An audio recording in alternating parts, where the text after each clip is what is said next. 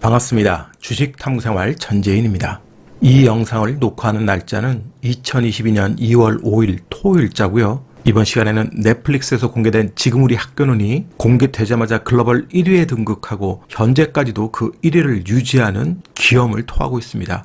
하지만 관련주인 J컨텐츠에 대한 주가는 오히려 약세를 보이고 있는데요. 시장에서 지금 무슨 일이 일어나고 있는지 우리가 생각해보는 시간을 갖도록 하겠습니다. 먼저 시황을 좀 살펴보도록 하죠. 지난 1월에 넷플릭스가 실적 발표를 통해서 가입자 수 정체 우려와 실적 부진 우려가 같이 동반되면서 주가가 폭락하는 그런 모습을 보였었고요. 지난 목요일장에서는 메타 플랫폼이 어닝 쇼크가 나면서 무려 시가총액이 300조 원이 증발되는 사태가 나타났습니다. 무려 26%가 넘는 폭락을 했었는데요. 엄청난 지금 변동성을 보이는 겁니다. 관련 종목들의 차트를 한번 보세요. 이미 넷플릭스는 어느 정도 실적 부진에 대한 우려가 주가에 반영이 됐음에도 불구하고 실적 공개 이후에 무려 장중에 25.24%나 폭락하는 그런 모습을 보였습니다. 그 이후에 기술적 반등 좀 했습니다만 메타 플랫폼 같은 경우는 목요일장에 마이너스 27%나 장중에 폭락을 했었고요. 오늘 새벽 마감한 증시에서 여전히 좀 약세 흐름을 이어갔습니다. 그러니까 실적 우려, 어닝 쇼크에 대형주인데도 불구하고 이렇게 거의 25%, 27%씩 폭락을 했다는 소리예요. 하지만 반대로 구글같이 어닝 서프라이즈 종목, 또 구글은 20대 1 주식 분할 소식까지 있었죠. 그러니까 재료가 동반되다 보니까 10%대 급등을 했었고요. 아마존 같은 경우도 매출이 9% 증가하고 영업이익은 2배 가까이 증가했다.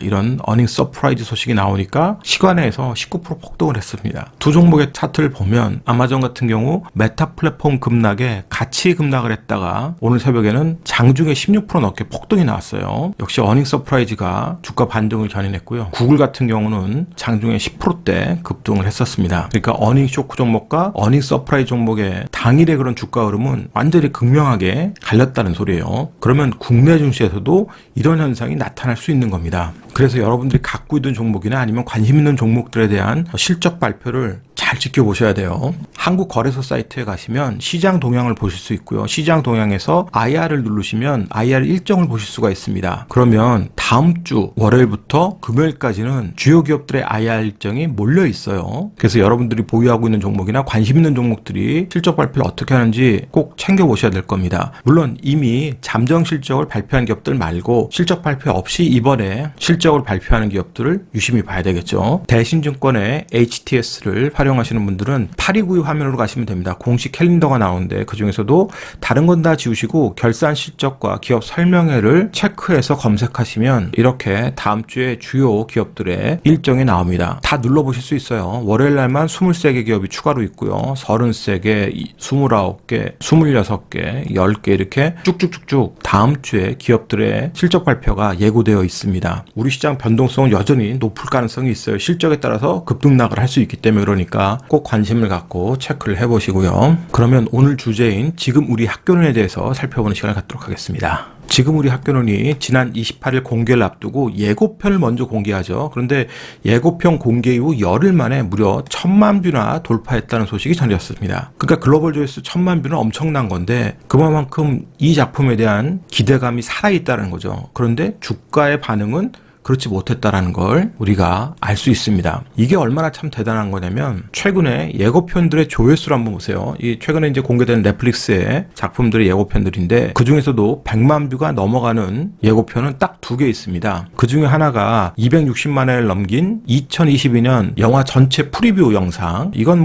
라인업을 공개한 거니까 당연히 관심이 많겠죠. 그리고 개별 작품으로는 텍사스 전기톱 살인 사건. 이 리메이크작이 있는데 여기에 대한 예고편이 180만 회가 넘었습니다. 4일 동안이요. 그러니까 열흘간 1000만 뷰가 넘는다는 게 얼마나 대단한 건지 우리가 알 수 있겠죠. 그리고 예고편의 기대대로 넷플릭스에 공개되자마자 1위를 찍었고 가장 최근인 4일자까지 1위를 유지하고 있습니다. 2등하고 지금 압도적이죠. 그리고 미국에서는 그동안 3등, 2등 했었는데 미국에서조차도 지금 1위에 등극을 했습니다. 그만큼 연초에 설명을 드렸듯이 넷플릭스는 장르물을 좋아하는 유저들이 많다고 그랬잖아요. 기본적으로 미스테리물, SF물 SF물, 액션물, 뭐 좀비물 이런 장르물들을 좋아하는 유저가 많습니다.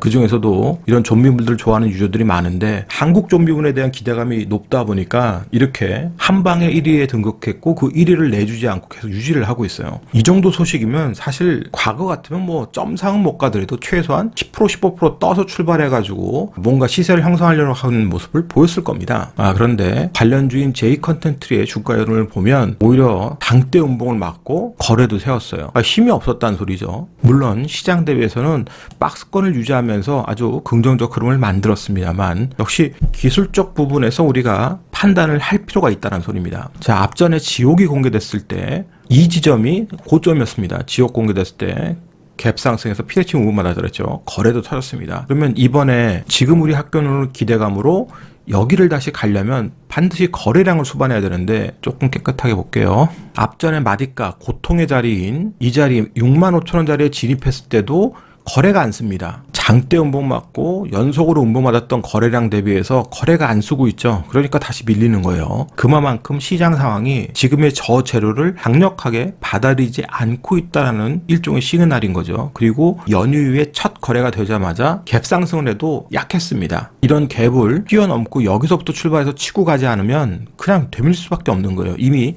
재료는 다 노출이 되어 있기 때문에. 그래서 이번에 이런 흐름을 여러분들이 잘 이해를 하셔야 되는 겁니다. 무조건 이렇게 되니까 저렇게 된다는 법칙은 없어요. 시장 상황에 따라서 유연한 사고를 가져야 되는 겁니다. 과거엔 이랬는데 무조건 이렇게 되는 법 없고요.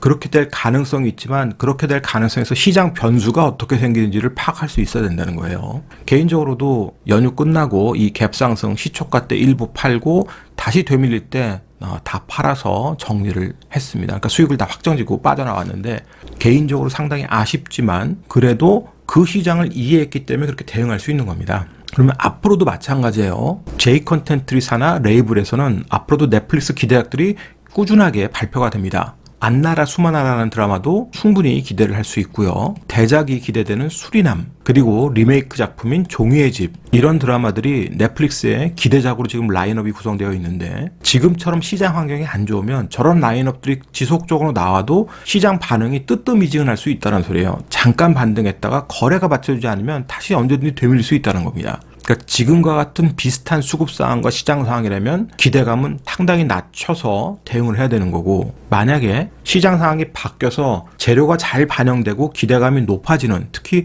OTT 컨텐츠에 대한 기대감이 높아지는 시기라 그러면 그때는 좀 더 기대 수익률을 높여서 적극적으로 좀 더 나서야 될 시기가 되겠죠. 뜬금없지만 이소룡의 명언 중에서 천진이 개인적으로 좋아하는 명언이 있습니다. 친구여 물처럼 되라, 이런 말이 있어요. 물은 컵에 담으면 컵이 되고 병에 담으면 병이 되고 찻주전자에 담으면 찻주전자가 된다는 얘기가 있습니다. 그리고 물은 흐를 수도 있고 깨질 수도 있다. 철학적으로 여러 가지 의미가 담겨져 있겠지만 우리가 주식시장에 투영한다면 물처럼 유연한 사고를 가져야 된다는 겁니다. 재료가 어떻게 반영되고 시장 수급이 어떻게 반영되고 그때그때 시장 해석이 달라질 수 있다라는 전제하에서 파악을 해야 된다는 거예요.